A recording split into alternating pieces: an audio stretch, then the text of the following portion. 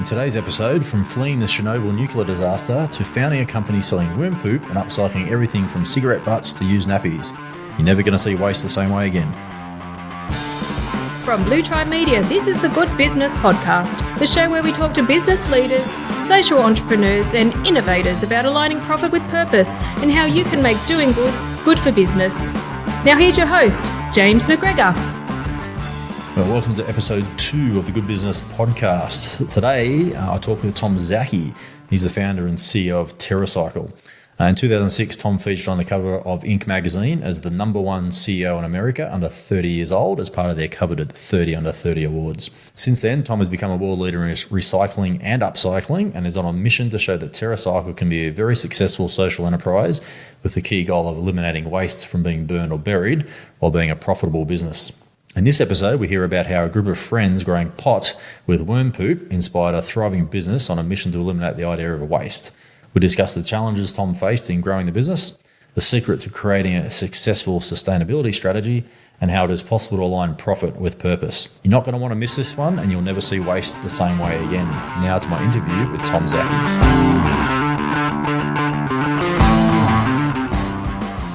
Oh, I'm fascinated. So take me back a little bit in history here, from your budding days as a young entrepreneur doing .com businesses to recycling cigarettes and toothbrushes and upcycling. How did that all come about?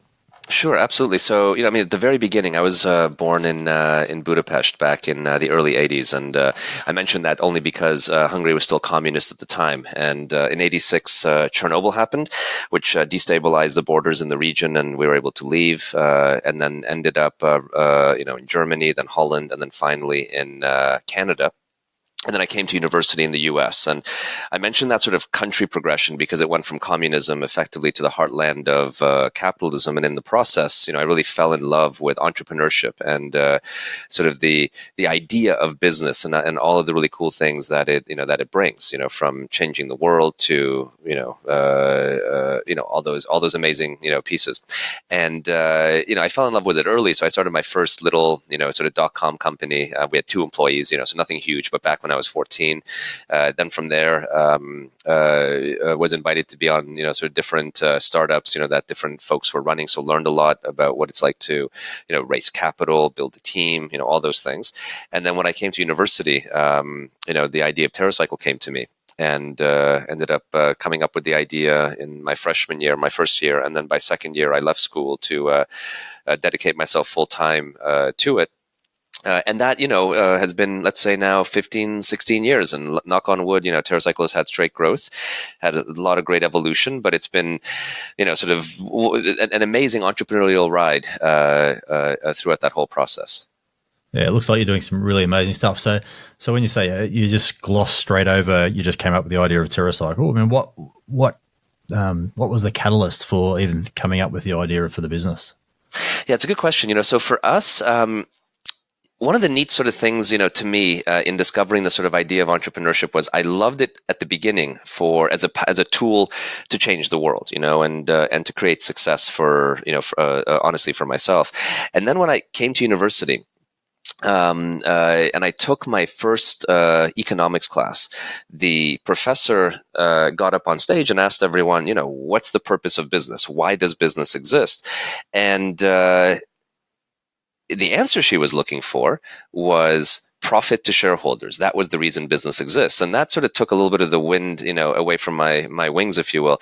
It was not the most inspiring answer, and as I sort of thought about that, I was like, well, wait a minute, isn't business here to serve the consumers, the vendors, the employees, all the huge number of people that interact with it, noting that it's a very small number of people who represent the shareholders in that overall equation. And that's not to say profit is bad, but I think profit's very good.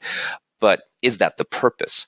And so I sort of, in that utopian, say, university state, was thinking about, well, what about searching for a for-profit business whose purpose was to do good and leave the planet better and leave society better?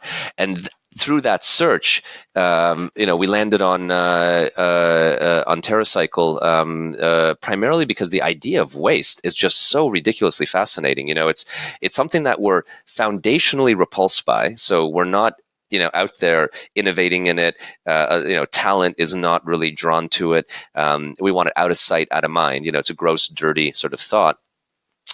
Yet every object in the world ends up as property of the waste management industry one day. And so for how big it is, it's incredible how uninnovative it is. And that combination to me became a really amazing opportunity, and why I've since then dedicated my whole life to the topic. Right. So that's an interesting journey from .com to... So originally you started out in organic waste, was that right? You're looking at worm farms to create effectively fertilizer. Is that... That's exactly right. I mean, honestly, my friends, the inspiration for that, my friends and I were growing, pot in their basement up in Canada. And they couldn't make the plants work. And then one day they start feeding worm poop to the plants, which is basically organic waste fed to worms. And that was sort of the inspiration moment that birthed the entire idea. Once you landed on the idea, obviously you had this moment of inspiration around purpose and profit can be aligned, which 100% I'm with you on that. Where did you go from there in terms of the start to? So what sort of challenges did you come across? Where did you begin to even get something like that off the ground? Yeah, absolutely. So, at the very beginning, it was all those classic, entrepreneurial challenges, making a product, raising capital, all the things that go into building a business.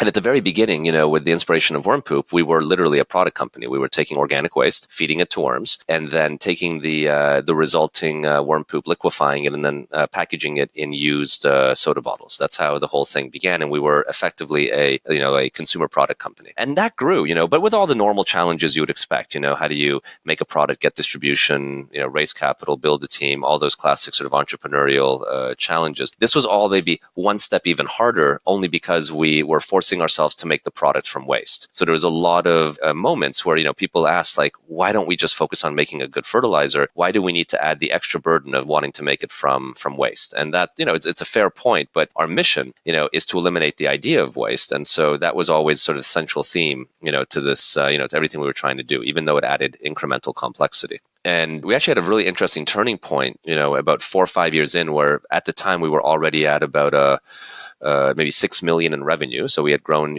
some scale. And, we were asking ourselves, is making and packaging a product out of waste going to help us really, in the end, allow us to accomplish our mission to eliminate the idea of waste? And we had this tough realization that if you are a product company, you're going to make the product the hero. And as such, pick the very best raw materials. And even if those raw materials are technically waste, you're going to pick the very best. So you would never deal with, something like dirty diapers, cigarette butts, chewing gum, all things that we do today. And so, to support that, we in fact, this is about 4 years into our business. As I said, we were at about, 6 million in revenue. So we were doing fine. And this was 6 million revenue on fertilizer. On fertilizer, on worm poop in a soda bottle. Yeah, exactly. Okay. We ended up abandoning, that's a really strong word, I would say. We ended up winding down, the worm poop business and reframed everything, instead of making the product the hero, to make the waste the hero. And that was a massive pivot. We had to change management teams. A lot of people really resisted that, both investors, and other stakeholders. So it was key, but it was, in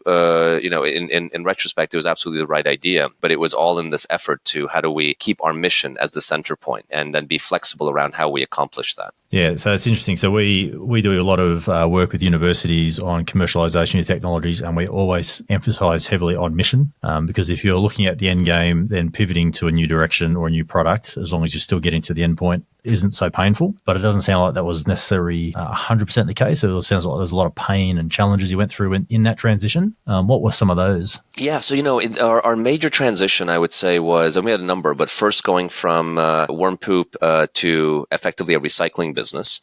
And in that was a massive foundational shift. So, the challenge was, about half of our management team ended up, not surviving that. Even, some of our board of directors and others, because they just didn't agree with such a profound shift overall. So that was, a pretty big deal.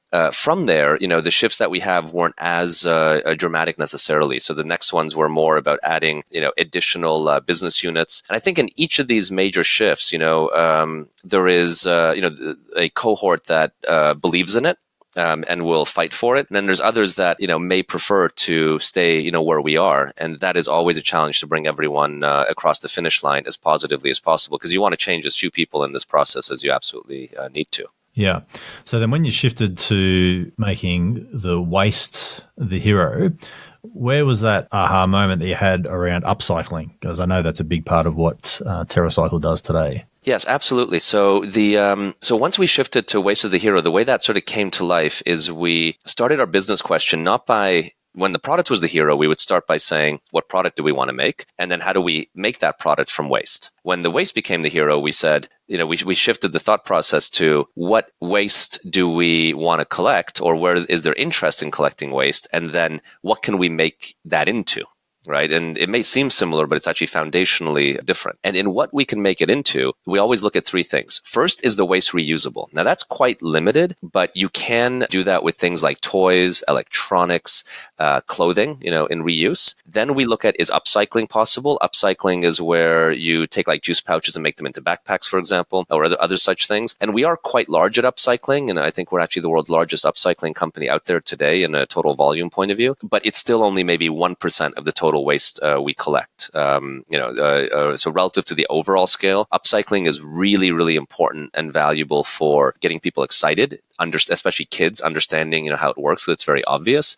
It's really sort of this idea of sizzle, let's say, but it's not a major volume driver. The major volume driver to solve waste is the science of how do you take it apart. How do you take a cigarette, for example, and shred it and separate the ash, tobacco, and paper, and compost certain parts and recycle others, and so on and so forth. That's exactly what I was about to ask you. There must be a stack of science that sits in behind some of these products that you're trying to bring in and work out how to upcycle. So how does that work with? Is that something you do in-house in TerraCycle, or you're partnering with research organizations and universities? It's both, right? So we have a fantastic R&D organization here in our headquarters in Trenton, New Jersey, and we have a whole floor of laboratories. So we really focus on how do we drive as much science ourselves. But we also work a lot with our industrial partners, companies like Suez, Waste Connections, now Itochu. These are large organizations that have made strategic investments into TerraCycle, and they can really bring a lot of support to us as well. And then the third is, the different partners throughout our supply chain, whether it's our sponsors, like brands who fund our programs, retailers, all the way to universities and other organizations as well. So we try to collaborate as much as possible, but we do have quite a lot of science in-house. Can you give me an example of a project where you've taken it? Say, for example, I noticed Colgate with toothbrushes recycled into what looked like kids' play equipment. Yep. Can you give us an example about how a project would work? Yeah, how do you go from toothbrushes to play equipment? Absolutely. So this all begins with Colgate, right? So Colgate in Australia, for example, and I believe New Zealand funds our ability to create a national recycling platform for, in this case, toothbrushes and toothpaste tubes. So what's important to note is what makes a toothbrush or toothpaste tube today not recyclable in Australia in your normal, say, council programs is not because it can't be, but it's because it costs more to collect and process than the results are worth. So waste management companies tend not to, get involved in it. So the first thing we need a stakeholder, in this case like Colgate, who is willing to fund the ability for us to collect and recycle nationally these materials. So the first thing we do is set up a program, and you can access that by going to terracycle.au or .nz to be able to see these various programs. And beyond Colgate, there's a huge range of programs that we have in Australia and New Zealand on to be able to collect and recycle different things. So they fund our ability to do this, and then people can sign up, become a collection point. There's absolutely no cost to join, and we provide all or cover all the shipping costs through the funding of a company like a Colgate. And from there, you can then collect any brand of that category of waste. You don't have to collect just the sponsoring brand. Then we pick up the waste from your location and effectively create this sort of national system where you can now collect and recycle these materials. And then our team of scientists look at how do we convert those materials into new building blocks, if you will. In the case of a toothbrush, we shred it, we separate the nylon, which is the bristles, from the handle, from all sorts of different polymers. We, if it's a toothpaste tube, which is a polyethylene combined with aluminum, that's a plastic combined with aluminum. We again look at how do you separate all that and then make it into new materials, which then we can work with a playground company to leverage that and make it into, say, a playground that can then be deployed for schools in need. That would an example of how something like that is built and comes together. And we work in the particular playground example. We do work with Colgate then to think about, is there a neat way to create a contest or something like that, so people can participate through a retailer or some other avenue. Mm-hmm.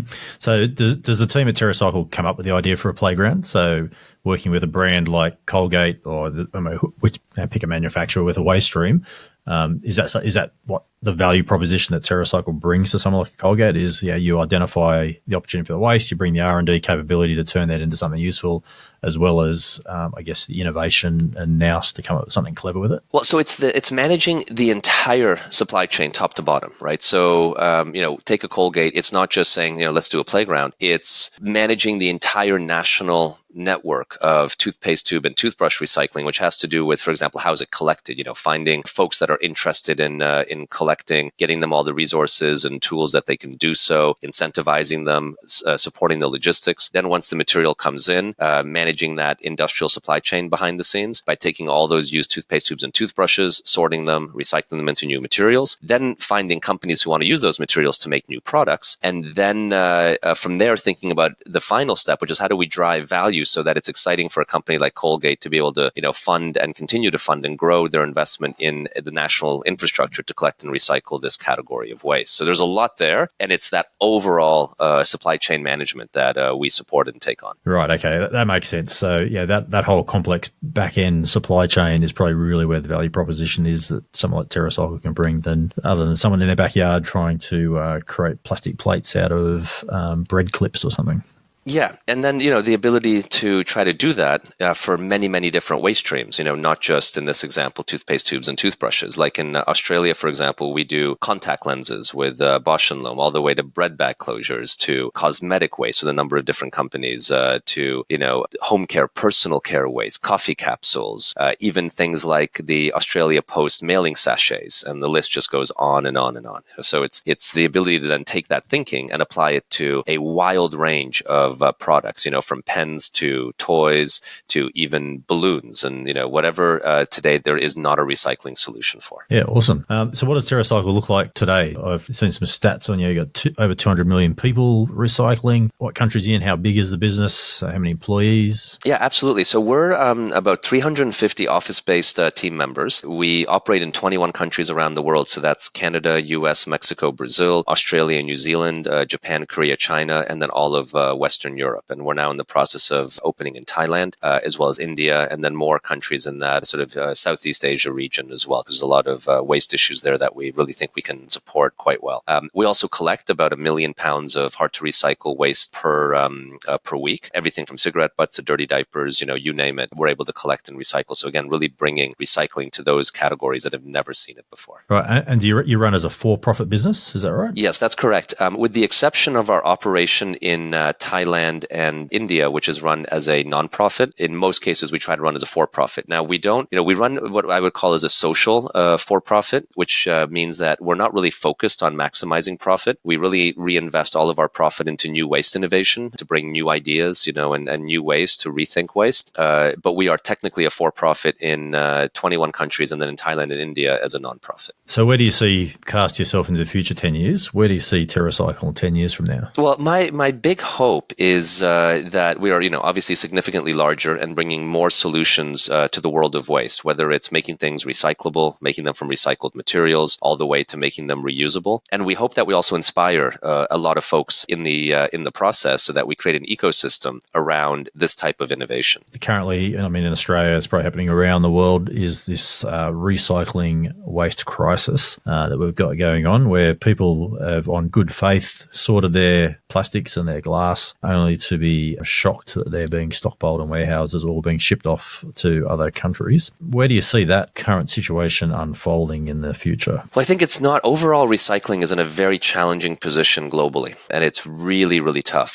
So the three main reasons recycling is hurting is because oil prices are cheap, which is what recycling competes against. Also, end markets like China, who used to take all the material, are no longer accepting a lot of this material. That's also a major challenge. It's not just China, by the way. It's other countries as well, where we're seeing this type of effect effect come in. And then the third is actually the quality of the waste is going down. Waste itself, the packaging and so on that we put in our garbage, is progressively less exciting for recyclers to go out there and collect and recycle. And the reason it is it's becoming lighter, so there's less material to recover, and more complicated, which means you have to put more processing investment into it before you can recover any value. And so that's a very massive macroeconomic challenge. Now, TerraCycle, ironically, is not really affected by this. We've had our best years of growth while the recycling industry is overall decreasing. And that's because we set we set the business models differently. Instead of only focusing on the value of the raw materials that we recover, we use those as a subsidy and in the programs, but the programs are all funded by brands and retailers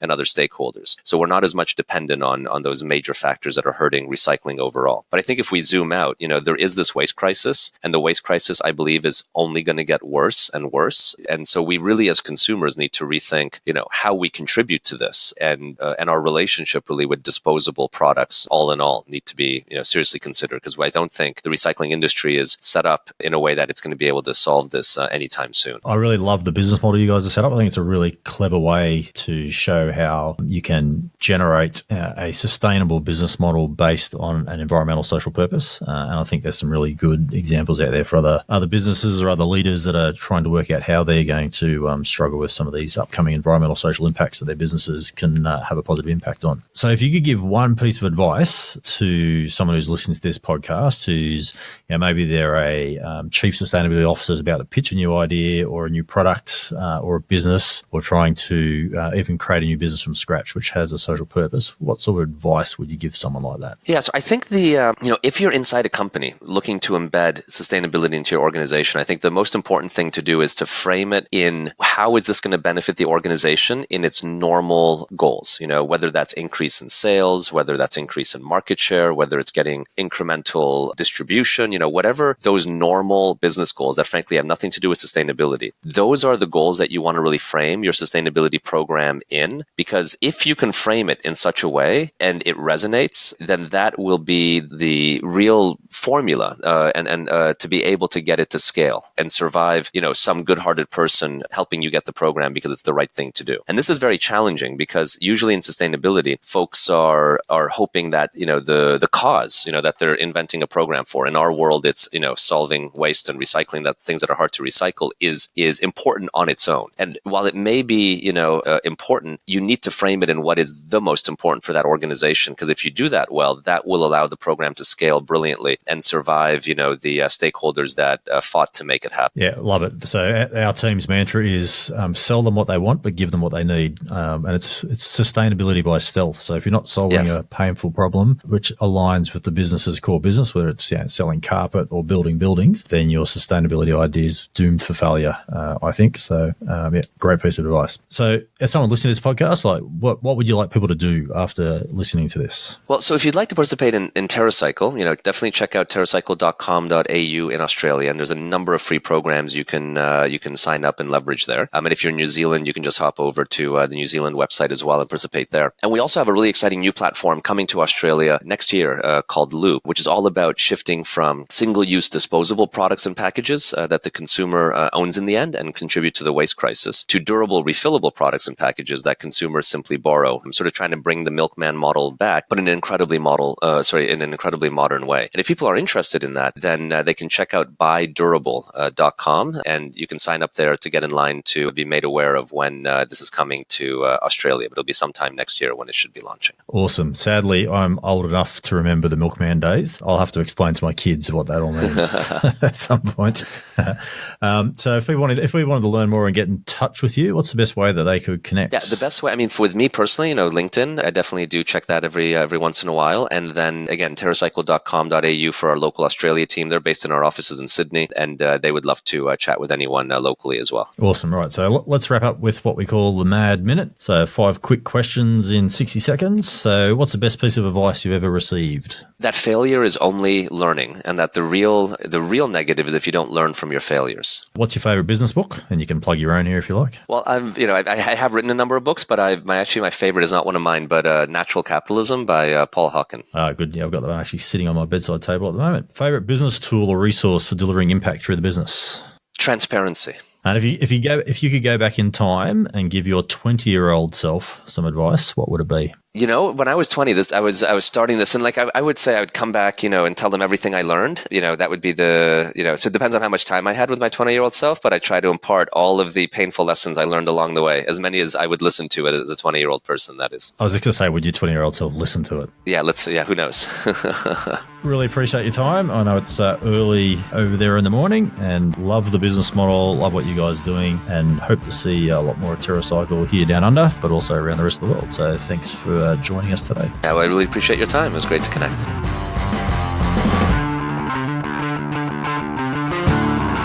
So I told you you'd never see waste the same way again.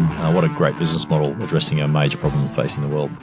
So if you've been inspired by today's episode and you've got a great idea to change the world, the first thing you need to do is get people to buy into your big idea.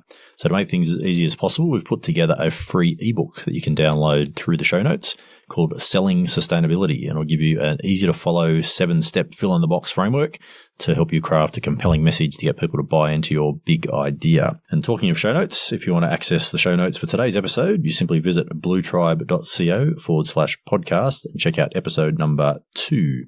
Also, please take the time to subscribe and leave a rating. Solving many of the challenges facing our planet is a team sport, and doing this helps the show to get more people just like you. So coming up in the next episode. It was also my first time seeing abject poverty up close. And I thought, why am I on such a selfish trajectory to try and prove some bully wrong who I'm never going to see again when this kind of issue exists in the world? And so that's when I reevaluated my priorities and decided that I wanted to make a living by doing good and helping solve some of the world's most greatest challenges. From dealing with bullying to being awarded the prestigious Forbes 30 Under 30 in the social entrepreneur category, our next guest also successfully pitched his company on CBC's Dragon's Den, where he was able to secure a deal with 2 dragons. Make sure you check it out. Thanks for listening to the Good Business Podcast. I'm James McGregor. Until next time.